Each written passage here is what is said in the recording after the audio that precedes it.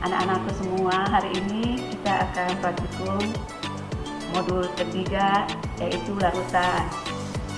Sebelum kita melakukan kegiatan praktikum ini, kita perlu mengenal atau mengetahui apa itu sebenarnya larutan.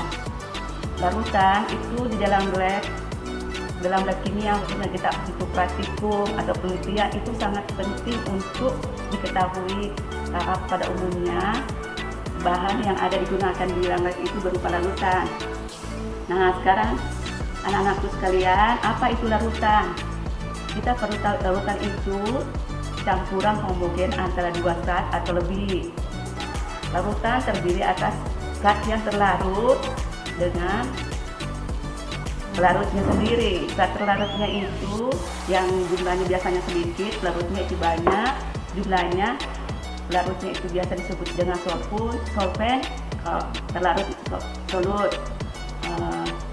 Untuk mengetahui jumlah zat terlarut yang ada di dalam satu larutan, kita perlu mengetahui kadarnya, konsentrasinya. Bagaimana cara kita mengetahui kadar atau konsentrasi suatu larutan? Maka kita lakukan itu reaksi penetralan asam basa dengan cara titrasi. Misalnya larutan basa NaOH, kita tetesin HCl, atau sebaliknya dengan menggunakan indikator supaya mencapai titik ekivalen sampai titik di mana kita berhenti proses penetrasian, itu jadinya perubahan warna. Sebelum kita memulai membuat larutan, perlu kita ketahui apa sih yang perlu diperhatikan untuk membuat larutan itu. Pertama itu tadi kan larutan ada bahan terlarutnya dengan pelarutnya. Nah, untuk percobaan larutan ini kita akan membuat larutan dari zat padat dan zat cair. Zat padat kita gunakan natrium hidroksida. Ini pada waktu ketiga dijelaskan tentang simbol zat atau bahan NaOH ini tangan 2 itu berarti dia korosif. Korosif berarti itu rentan terhadap tangan atau kulit. Yang kedua itu dari zat cair. Zat cair kita buat HCl. Nah, larutan HCl ini di sini kita harus hati-hati, ada tengkorak, itu berarti dia sangat beracun atau berbahaya. Oleh karena itu, untuk membuat suatu larutan kita perlu tahu sifat bahan atau zat yang akan dibuat. Kenapa? Supaya terhindar dari kerusakannya dengan masalah kecelakaan atau keamanan di dalam kita melaksanakan kegiatan praktikum atau kegiatan di lab. Untuk selanjutnya, marilah kita akan memulai kegiatan pembuatan larutan ini yang akan dipandu oleh Ibu Sukma sama Usman selaku koordinator. Ibu Sukma akan memperagakan atau membuat larutan zat padat dibantu oleh Usman. Selanjutnya saya persilakan kepada Ibu Sukma untuk memulai pembuatan larutan zat padat. Assalamualaikum warahmatullahi wabarakatuh. Terima kasih kepada Ibu Awi yang telah memberikan saya waktu untuk melanjutkan kegiatan praktikum untuk modul larutan. Jadi untuk percobaan larutan ini, tujuan kita melaksanakan percobaan ini adalah untuk mengetahui bagaimana caranya membuat larutan dan bagaimana caranya menentukan konsentrasi dari larutan yang kita buat. Jadi untuk pertama, untuk kesempatan ini kita akan mempraktekkan mengenai pembuatan larutan dari bahan padat, yaitu dari NaOH seperti yang dijelaskan tadi, dari bahan padat. Untuk prosedur modul ini, alat yang kita gunakan yaitu beker gelas. Ini digunakan untuk alat untuk menimbang sebagai pengganti dari gelas arloji, dengan menggunakan spatula sebagai alat untuk mengambil bahannya. Kemudian beker gelas lagi untuk melarutkan daripada bahan yang telah kita timbang. Kemudian labu ukur untuk wadah pembuatan larutannya. Ini kebetulan kita akan membuat larutan NaOH volume 100 ml. Kemudian ini badan pengaduk untuk mengaduk untuk pembuatan larutan ini sebentar,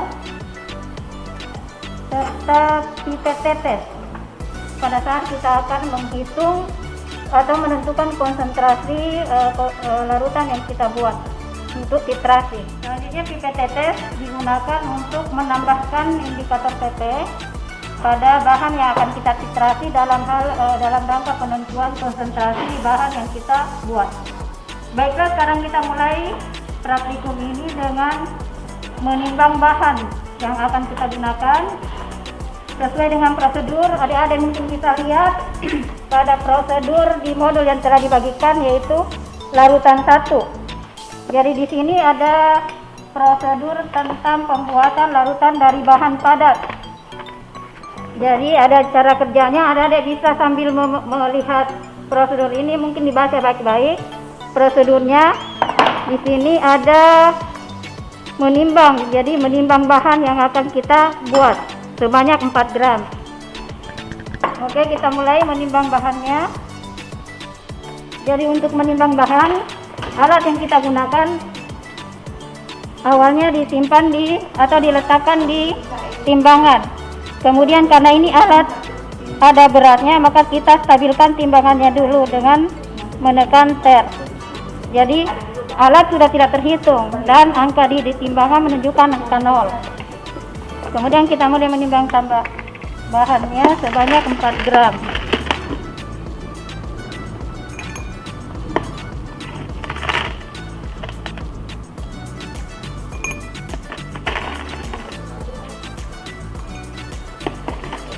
Sudah lebih ya. Jadi kalau misalnya angkanya lebih, kita lihat, kita coba ambil yang paling kecil, butiran yang paling kecil.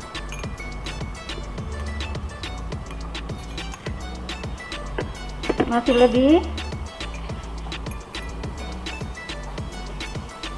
Pas ya, 4 gram. 4,0 gram. Jadi penimbangan selesai, selanjutnya kita larutkan.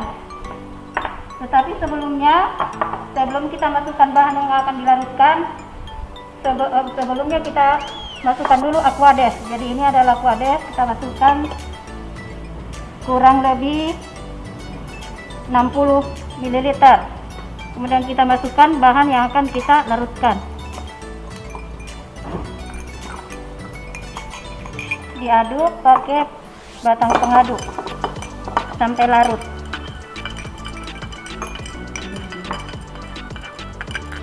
Sebelumnya mungkin saya lupa ingatkan tadi bahwa dalam membuat larutan sebaiknya atau seharusnya menggunakan APD, yaitu kaos tangan, agar tangan tidak terkena larutan, percikan larutan.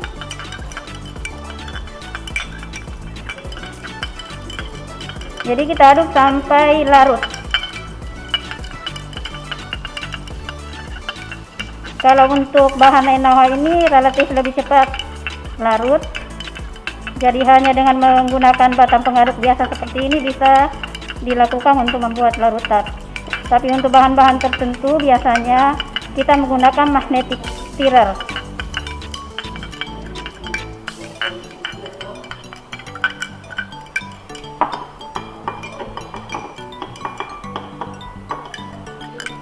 Jadi untuk bahan NaOH biasanya ada dua ya, ada bahan NaOH yang pro analisis atau PA, dan ada yang teknis. Kebetulan yang sekarang kita gunakan adalah yang pro analisis.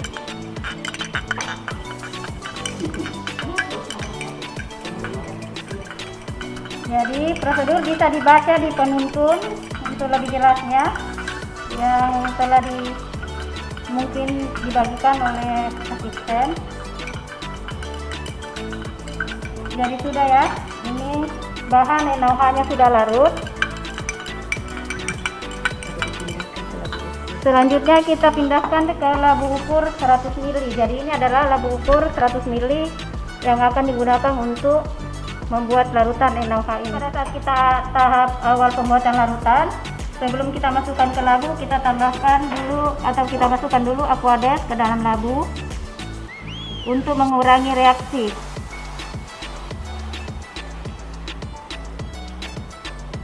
Oke.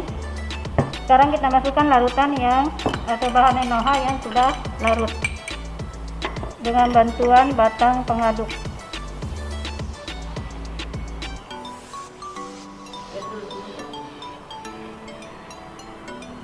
Jadi setelah larutannya habis, kita bilas ini. Jadi wadah yang kita pakai membuat larutan atau beker yang kita pakai membuat larutan, kita bilas agar sisa-sisa larutan yang menempel bisa masuk semua ke dalam labu.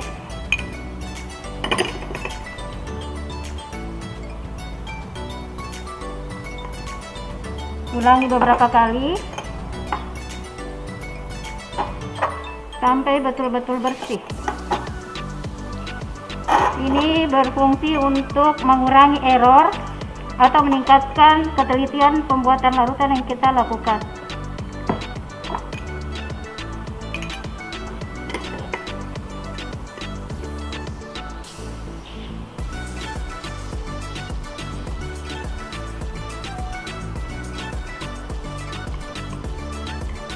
Kalau sudah, kita cukupkan larutan yang sudah masuk sampai tanda tera. Di sini ada garis. Ini adalah tanda tera yang menunjukkan bahwa volume yang kita masukkan ke sini adalah 100 ml. Garis ini yang disebut dengan tanda tera. Dan untuk mencukupkan ini kita perlu mensejajarkan mata dengan garis tanda tera tersebut.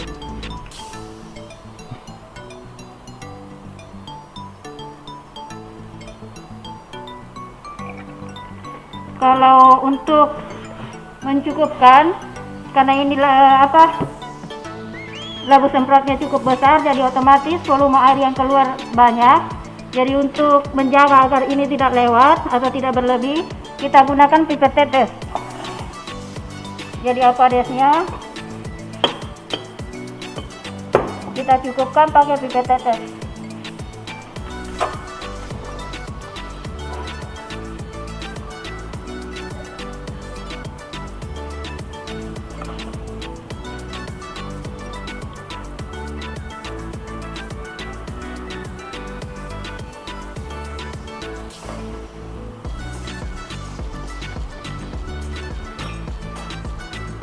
Jadi tanda bahwa dia sudah pas adalah meniskus bawah dari volume air yang kita masukkan itu pas di garis tanda tera. Jadi garis lengkungan bawah. Kemudian kita tutup dan kocok supaya larutan kita buat ini homogen. Kita kocok seperti ini beberapa kali. Ya, jadi cukup. Jadi larutan yang kita buat dari bahan padat setelah selesai sebanyak 100 ml. Ini adalah hasil larutan yang kita buat dari bahan padat yaitu NaOH sebanyak 100 ml. Jadi pembuatan larutan telah selesai. Tujuan pertama sudah selesai. Selanjutnya adalah menentukan konsentrasi dari larutan yang kita buat ini. Jadi selanjutnya langkah yang kita lakukan selanjutnya adalah menentukan konsentrasi dari larutan dari bahan padat yang sudah kita buat tadi dengan cara menitrasi dengan menggunakan HCl 1N. Jadi kalau bahan yang kita buat adalah basah yaitu NaOH tadi, maka penitrasinya harus bersifat asam. Jadi kita gunakan HCl 1N untuk menitrasi. Alat yang digunakan yaitu buret. Ini buretnya, kita ada buret 25 ml. Sebelum menggunakan buret ini kita pastikan bahwa buret ini bersih, makanya kita harus bilas.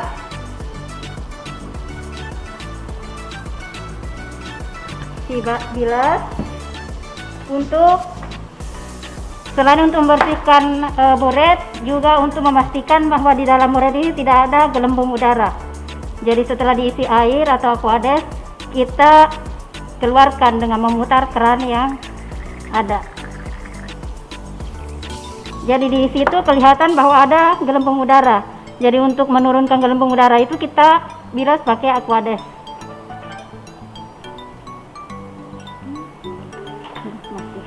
Ada di bawah, maka kita masukkan lagi aquades dan turunkan sampai gelembung itu habis atau turun. Oke, sudah. Konsentrasi ke buret, yaitu HCl 1N.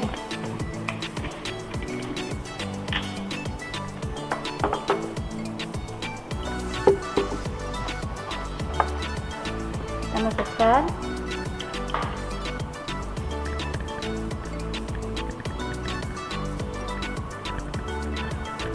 Kita keluarkan dulu karena di ujung buret ini masih ada sisa aqueous tadi, jadi kita keluarkan dulu aqueousnya dengan memutar keran yang berisi HCl. Ya, jadi aqueousnya sudah selesai, sudah habis. Mengisi buret harus sejajar dengan mata pandangan. Jadi kita turunkan buretnya, kemudian kita isi.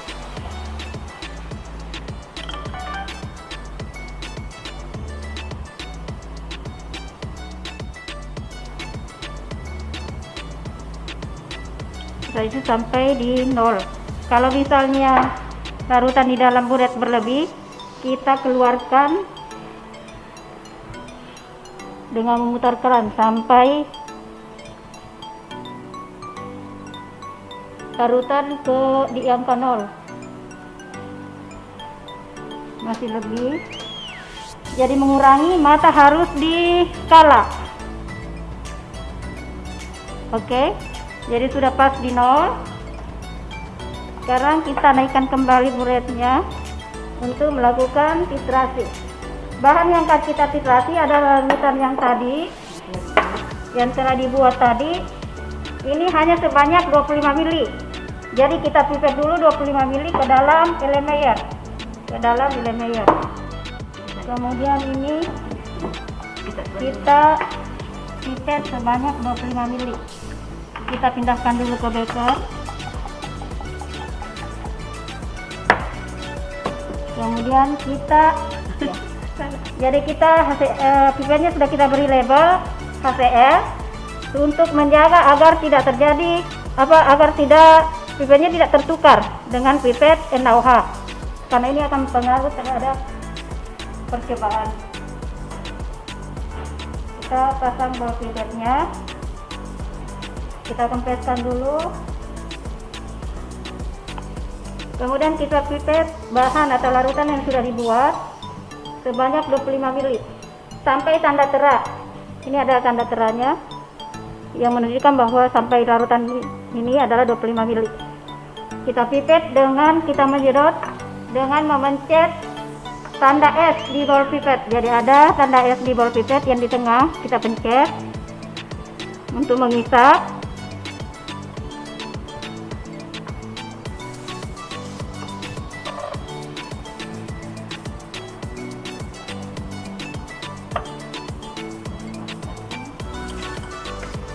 Kemudian kita masukkan ke dalam Erlenmeyer dengan memencet tanda E atau huruf E yang ada di ujung atau di bagian bawah sebelah kanan.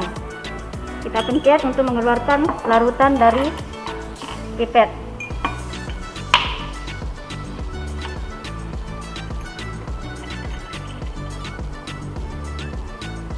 Sudah.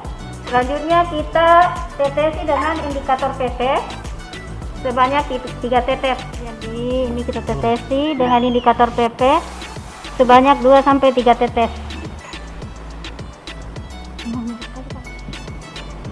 Jadi ini kita titrasi dengan menggunakan HCl 1N.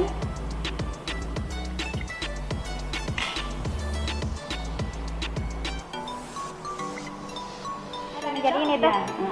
Jadi kita titrasi sampai warna jernih, sudah jernih, stop. Jadi larutan sudah kembali jernih seperti sebelum ditetesi dengan indikator PP. Jadi volume titrasi. Kemudian volume titrasi kita jumlahkan tadi karena tadi sudah habis 25 ml. Kemudian kita tambahkan sampai 2,5 ml karena ini 2,5 ml dan dia menjadi jernih. Jadi totalnya menjadi 27,5 ml. Volume HCl 1N yang kita gunakan sampai larutan menjadi jernih. Jadi itu kita catat untuk menghitung konsentrasi larutan yang kita buat sebentar.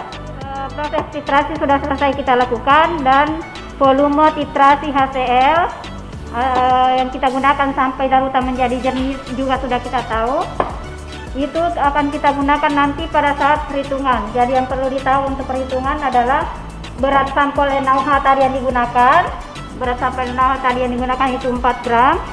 Kemudian volume titrasi yang kita gunakan sampai larutan menjadi jernih, titrasi HCl, yaitu 27,5 mili. Dan volume larutan yang dipipet tadi di sini adalah 25 mili. Jadi itu data-data yang akan kita gunakan sebentar untuk perhitungan penentuan konsentrasi larutan yang kita buat. Oke.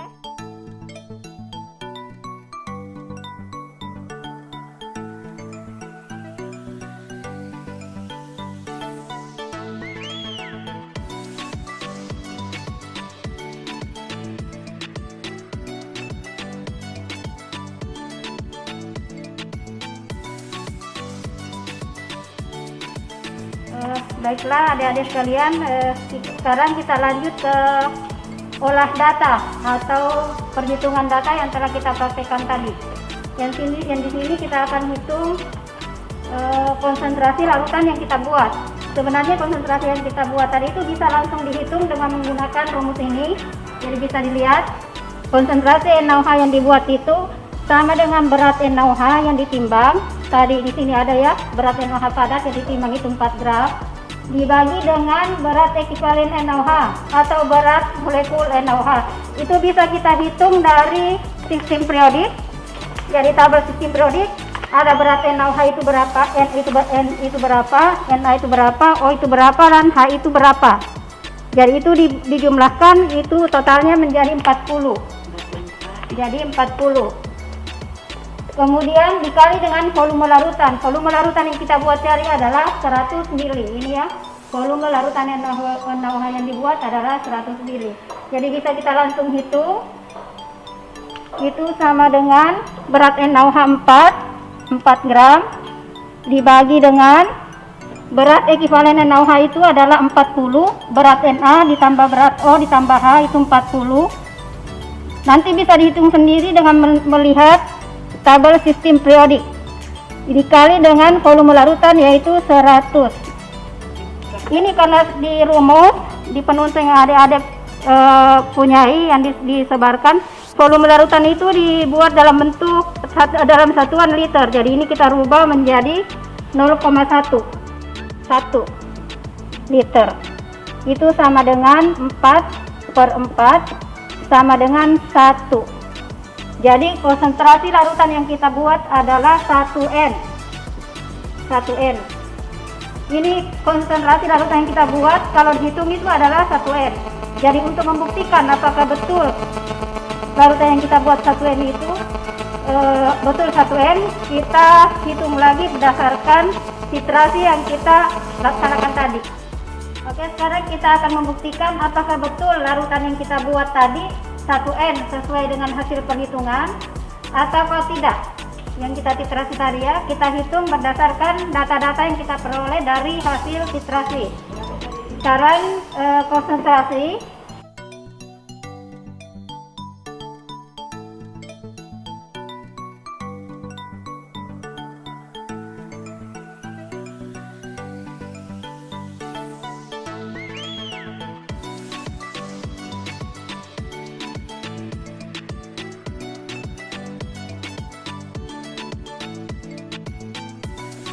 Jadi konsentrasi NaOH hasil titrasi itu sama dengan normalitas HCl yang digunakan untuk menitrasi dikali dengan volume HCl yang digunakan sampai warna menjadi jernih tadi dibagi dengan volume larutan yang dipipet atau volume larutan NaOH yang dititrasi. Yang digunakan untuk menitrasi tadi adalah 1N dikali dengan volume HCl. Volume yang kita pakai tadi sampai larutan menjadi jernih adalah 27,5 ml dibagi dengan volume larutan yang dipipet atau volume larutan NaOH yang dititrasi yaitu 25 ml. dibagi 25 sama dengan 27,5 dibagi 25. Itu sama dengan 1,1 N. Jadi ini adalah hasil konsentrasi NaOH yang kita buat berdasarkan hasil filtrasi. Jadi kalau berdasarkan teori, konsentrasi NaOH yang dibuat itu bisa langsung dihitung dengan menggunakan rumus tadi, itu adalah 1N, pasti 1N. Kalau kita menggunakan rumus secara teori ya. Dan untuk membuktikan itu kita hitung berdasarkan hasil filtrasi yang kita buat. Dan hasilnya adalah 1,1. Jadi hasil filtrasi yang kita buat itu biasanya hasilnya kurang lebih 1, karena jarang sekali ada orang yang mengerjakan sesuatu itu sempurna. Jadi mungkin kalau kita teliti tidak ada kesalahan apapun, tidak ada kekeliruan tadi waktu pelaksanaan, maka kemungkinan hasil yang kita buat kemungkinan bisa 1 sesuai dengan teori yang ada. Tetapi kita sebagai manusia tidak luput dari mungkin kesalahan, sekecil apapun itu berpengaruh terhadap pembuatan larutan yang kita buat. Jadi tingkat ketelitian itu atau hasil yang kita peroleh itu berdasarkan ketelitian pelaksanaan praktikum yang kita lakukan. Hasil praktikum yang kita lakukan untuk pembuatan larutan dari zat padat adalah 1,1 N.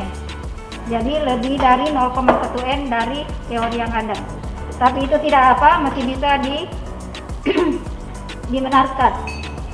Jadi cukup sekian olah data atau perhitungan konsentrasi larutan yang dibuat dari bahan padat yaitu NaOH. Selanjutnya akan dilanjutkan dengan olah data pembuatan larutan dari zat cair.